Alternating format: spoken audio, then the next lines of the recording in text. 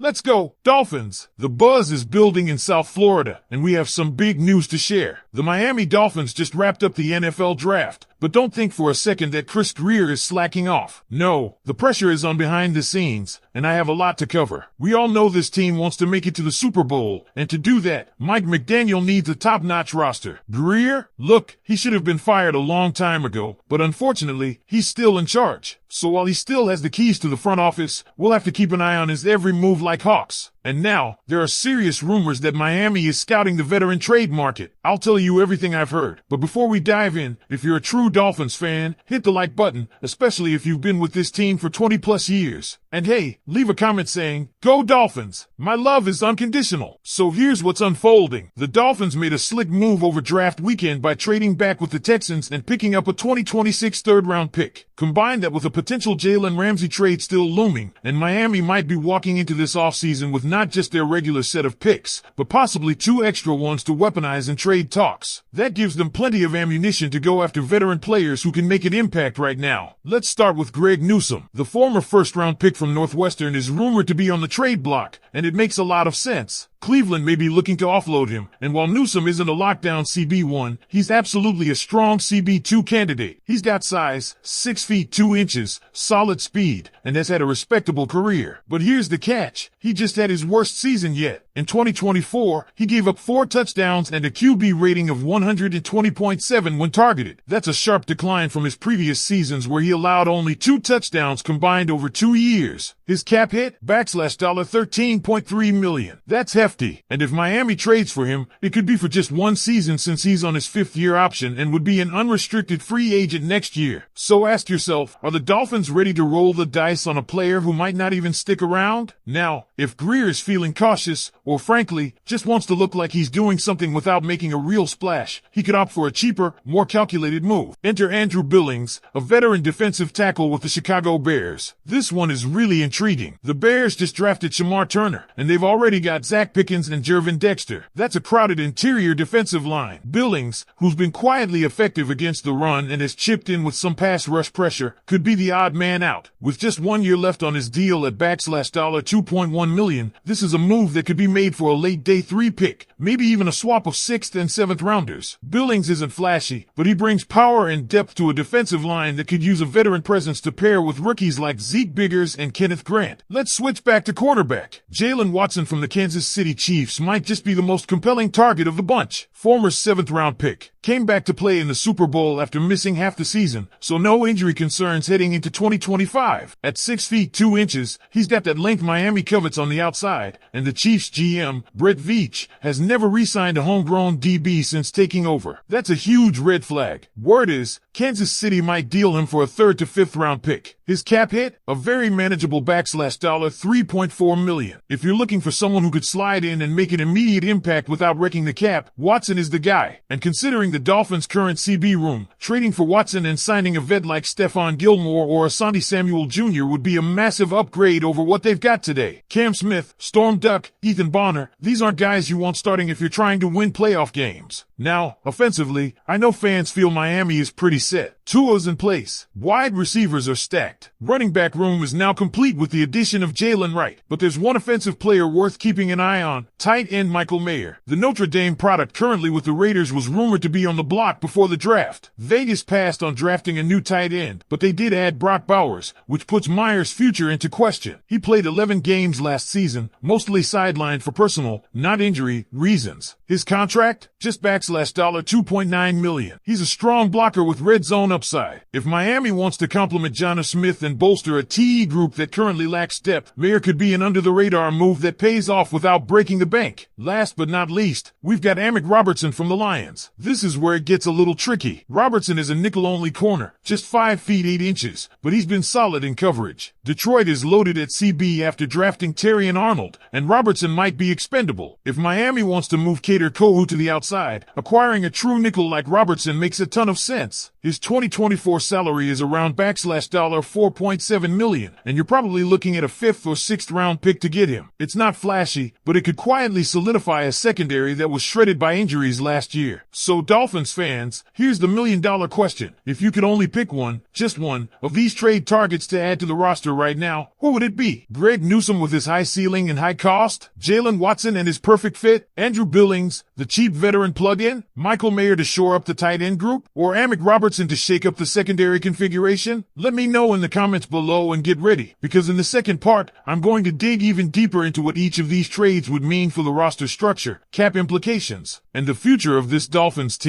Let's keep this rolling. If you're still here, that means you're a real one, probably just like me, losing sleep over what the Dolphins are doing next. So let's dive deeper into what these trade scenarios really mean and how they'd reshape this team going into what might be the most pivotal season of the Mike McDaniel era. Let's circle back to Greg Newsome. Now I know the price tag is steep, $13.3 million for a corner who just had his worst year, but let's think long-term strategy here. If Chris Grier is serious about trying to salvage the secondary post-Ramsey, Newsome still carries value. He's just 24 years old. Yes, last season's numbers were concerning, but you don't suddenly become a bad player overnight. Cleveland's defense fell off hard, and their entire team chemistry was a mess. Sometimes, a change of scenery is all a guy like Newsome needs. But here's the risk. If Miami trades, say, a fourth-round pick for him, and he doesn't perform, that's 1 year of mediocre play at a high cost, and then he walks in free agency. If Grier had any foresight, which, let's be honest, is questionable at best, he'd structure a trade contingent on a re-signing window. Otherwise, this could become another wasted asset. Jalen Watson, though, is a whole different conversation. At under $4 million, he's basically a budget steal compared to Newsome. And here's the big difference. Watson still has room to grow. He's shown flashes of being a shutdown guy in the limited snaps he's played. And he's played in big games. That matters. We're not talking about a guy who's been stuck on a rebuilding team with no playoff experience. This guy played in a Super Bowl. You put Watson in a defensive backfield with someone like Kohu and a veteran free agent like Stephon Gilmore, suddenly, this CB room starts to make some sense again. Plus, the draft capital it would take to get him, maybe a fourth rounder, is minimal for the potential upside. If I'm McDaniel, I'm pounding the table for this one. Andrew Billings might not be the sexiest name on the list, but man, he could be the unsung hero Miami's defensive line needs. Look at what happened late last season. Teams were pounding the run up the middle. The Dolphins were gashed when it mattered most. You cannot expect rookies like Kenneth Grant or Zeke Biggers to come in and anchor that line from day one. Billings brings experience, consistency, and surprisingly decent pass rush pressure for a guy his size. And for what? A sixth-round pick? A seventh? It's criminal value. And yet, will Grier actually pull the trigger on something logical like this? That's always the lingering doubt. But if this team is serious about going deep into January, they can't rely on only youth and inexperience up front. You need that grizzled vet who knows how to plug a gap, read a screen, and lead in the locker room. That's Billings. Now on to Michael Mayer. This one's sneaky. Miami fans aren't really talking about tight end as a major issue, but take a closer look. Jonnu Smith was a great get, but behind him, you've got unproven guys like Pharaoh Brown and an undrafted rookie in Julian Connor. If Jonnu goes down, God forbid, this offense loses a massive chunk of its versatility. Mayer could be the insurance policy this team doesn't know it needs. He's big, can block, and has enough athleticism to be dangerous in the red zone. And look, we know McDaniel loves tight ends who can block and disguise the run. With Mayer, you get a two-way player who could quietly have a big impact. At just $2.9 million and likely available for a late pick, this is a low-risk move with a potentially high payoff.